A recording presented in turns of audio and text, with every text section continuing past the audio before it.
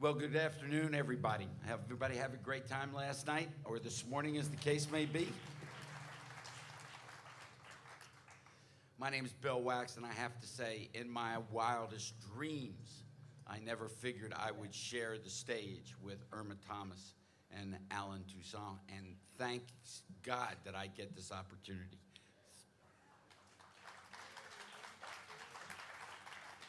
Never.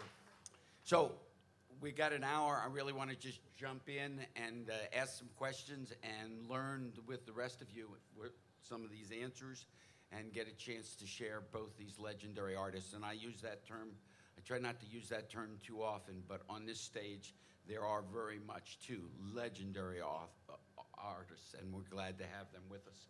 If I could, how about if we start a little bit about influences?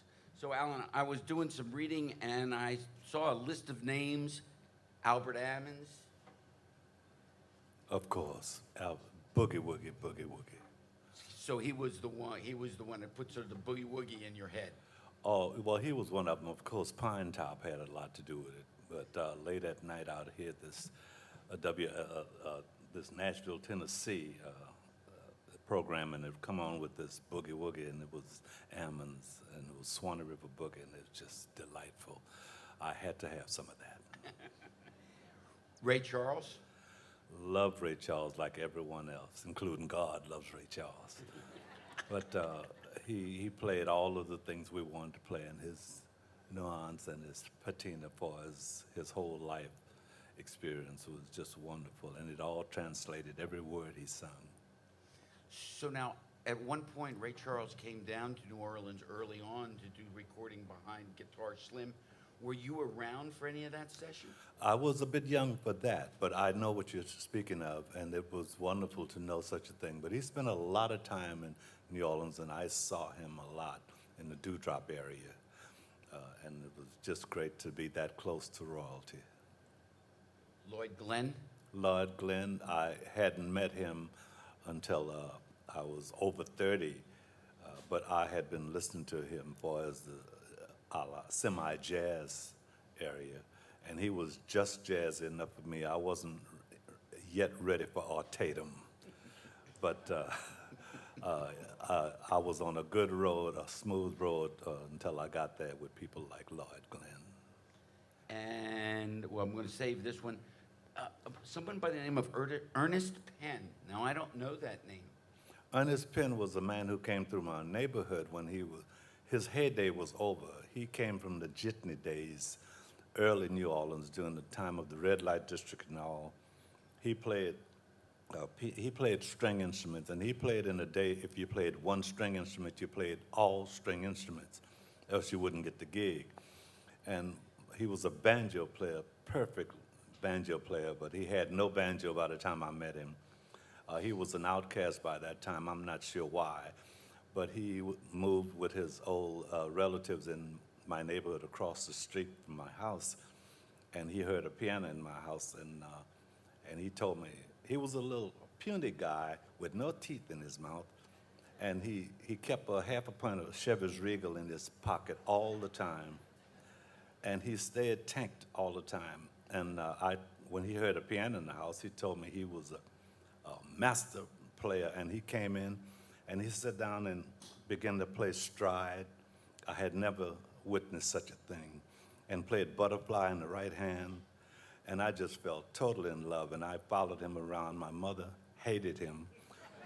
My father despised him. But we had old raggedy banjo that Uncle Andrew had discarded that didn't have a top, and this man took an old beer tray, old Regal beer tray, and made a back foot and went to the drugstore. At that time, you could buy strings for guitars and banjos, and he played.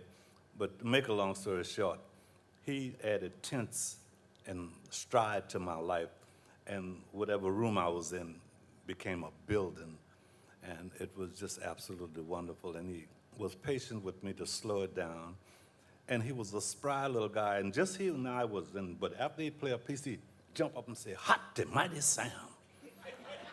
I never knew what that was about. But he was the one he influenced me as a human being, not on record. So now when you say a butterfly and stride, could you illustrate that a little bit for us?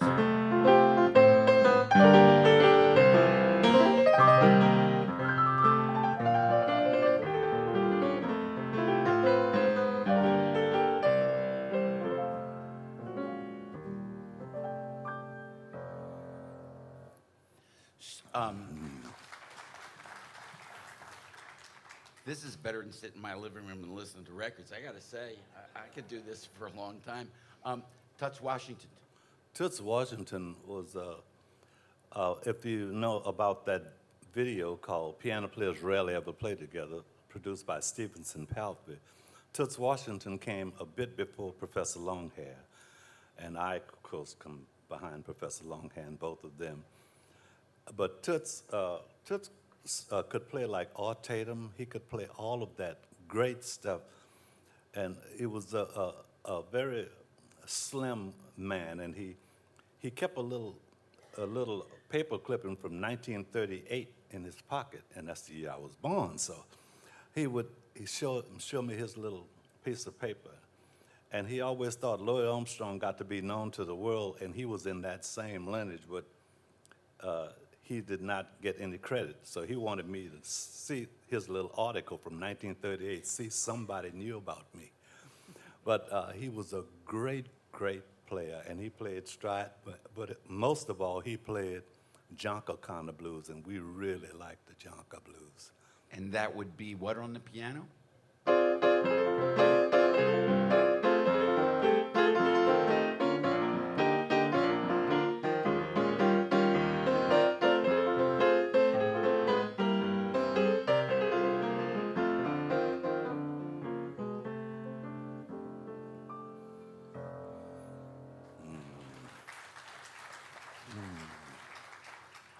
So I'm going to add one more name, at least as an influence, and that, of course, is the great Professor Longhair. When I heard Fess, I remember hearing a story once that Dizzy Gillespie was playing somewhere, and Charlie Parker went and sat in with them at a club somewhere in New York. And all of them had been playing bebop and having a good time, and Charlie Parker came sit in one night, and they all just, when he got to his solo, they all just calmed down. And then he played a solo and then backed up so they could play. And he stopped the music and he told the audience, wherever he is going, we want to go there. Well, whenever I heard Professor Longhair, wherever he was going, I would give up everything and buy the field and go there. It was shocking to me because he was so off the beat path from every other thing that was so eingeführt dry. He was an off the beaten path, and I consider him our Bach of rock because he had inventions like Bach did, even though some wouldn't recognize it as such. But whether inventions are large or small, they are inventions. And he had about 6 inventions during my lifetime, the last being, of course, Big Chief. But if you hear Big Chief, you can't say, well, that's the natural thing that came from what came right before it. It doesn't sound like anything that came right before it. It just set a new standard for what that, and all piano players, their rite of passage, they have to play some Big Chief before they die. Do you remember the first time you heard Fess? Oh, yes, yes. I was a very young kid, and he had this kind of rolling intro.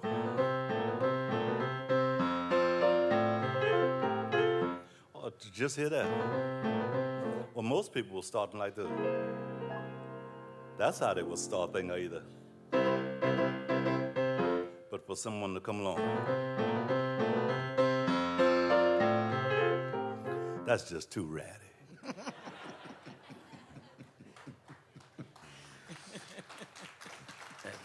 He was wrong for that. So, Irma, how about your influences? I know you won an amateur contest at about the age of 13 or something, but so you must have been singing and listening to folks before that.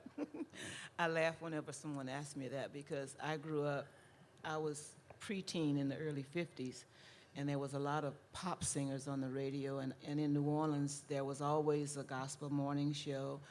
a mid-morning blues show, an afternoon jazz, and it progressed that way every day. So I had lots of influences, but mainly in New Orleans there were a lot of, they call them doo-woppers, but the gospel set was a lot of a cappella quartets. Mahalia Jackson, of course, was among them, and on the R&B side, I had early Ruth Brown, early Etta James. I didn't realize how young she was when she started out, but I found out later that she was like maybe 13 or 14 years old herself. So I had all of those kinds of influences when I was growing up.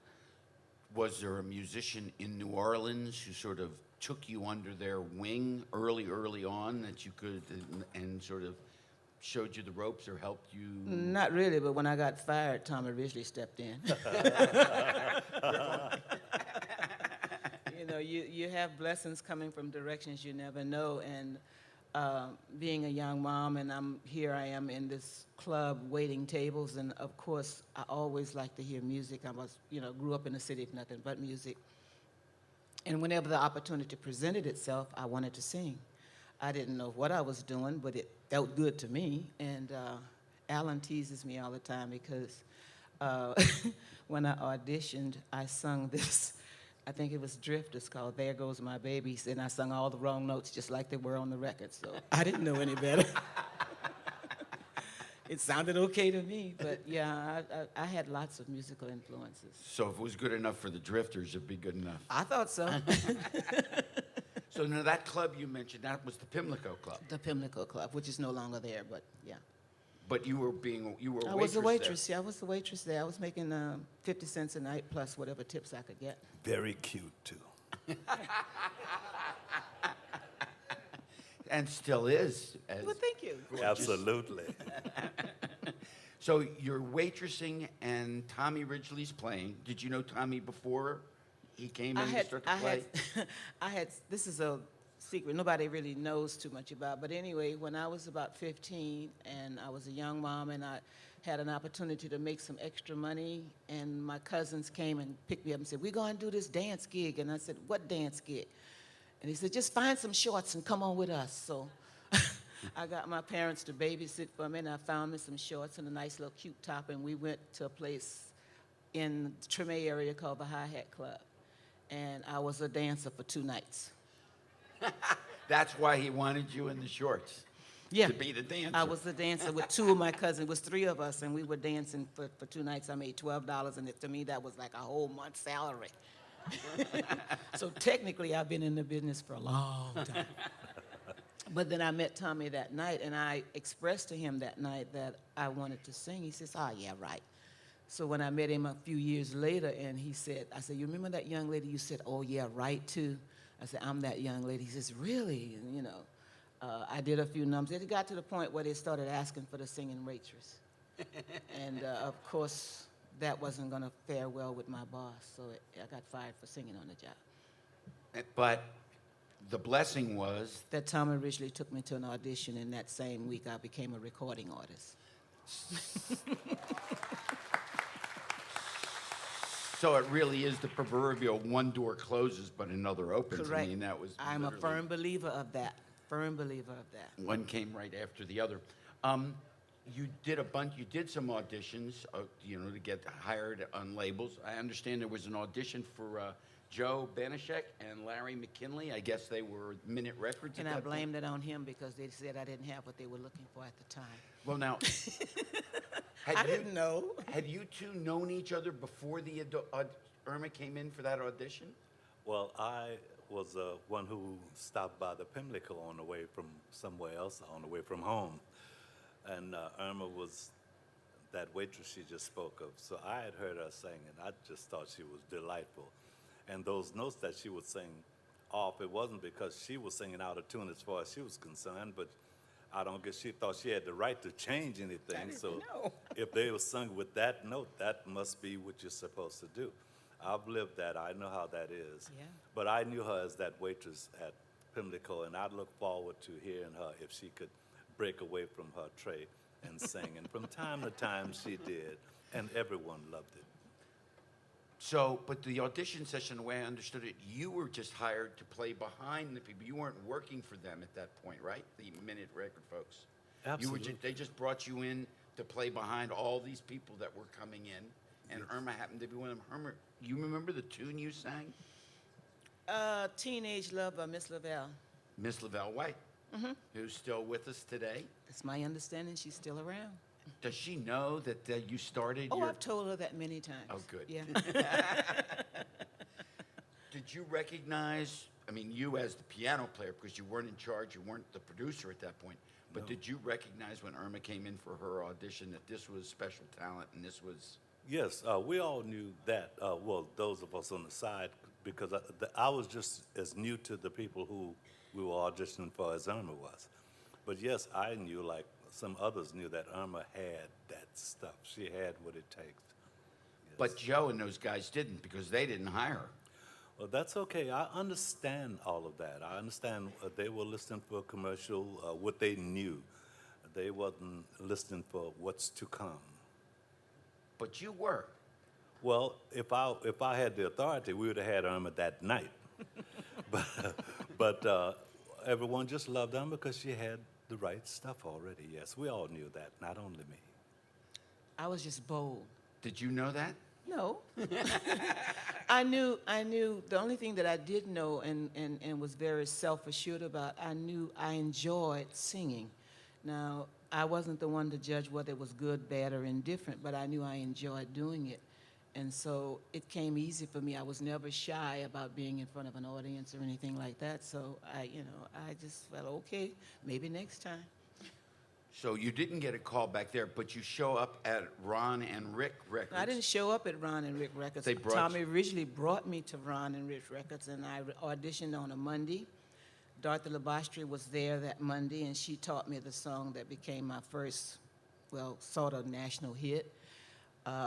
2 or 3 days later, there was a recording session, and I did it. You could have my husband, but please don't mess with my man.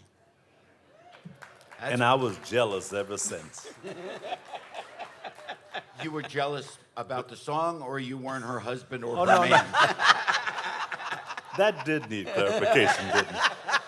Oh, no, I was jealous because I knew that this lady had what it takes, and she was recording with someone who wasn't me. And I was so in love with the music, but it was wonderful to see Irma shining. We all loved that. And you had not yet gotten the opportunity to be moved up and become the head producer and in charge of all the sessions at Minute. The decision maker, not yet. Not yet. Now, you also worked with David Bartholomew. He used you, I guess Fats would go on the road and they would cut tracks and they would bring you in to play the piano stuff that we all thought listening was Fats playing the piano. Well, that needs clarification too. But That's what I'm asking. I played on 3 songs of his, only 3, because he was the consummate guy for what he's doing. He plays something that seems so simple, and we all could play every Fats Domino song. And Dave Bartholomew heard me at the Dewdrop, and I knew all the songs of the day.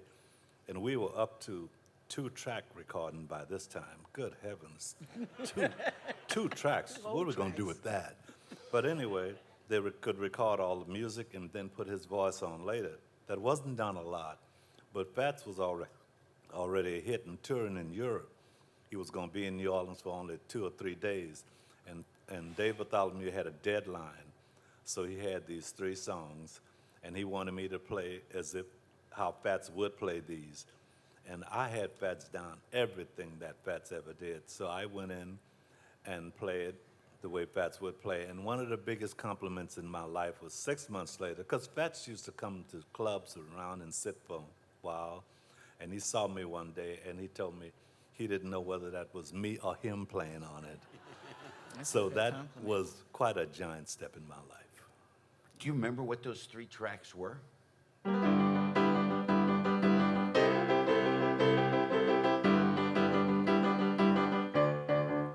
I want you to know that I love her so much. It was that one and 2 others.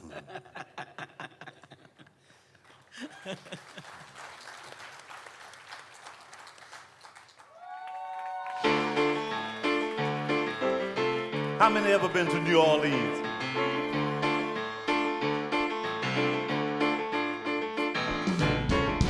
Mr. Mardi Gras, Mr. Mardi Gras.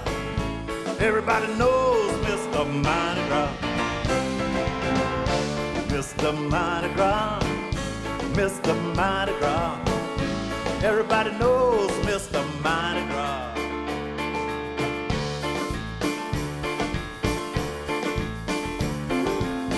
Throw me something, mister, throw me something, please. Or where the big chiefs say, Hike-a, Hyundai, Shaka-Paka, Chapaka, shall we? In the land of the kings and queens, where fun is supreme, or where the big float roll right through your soul, down yonder in New Orleans. We got to keep them big foot rolling, keep them big foot rolling.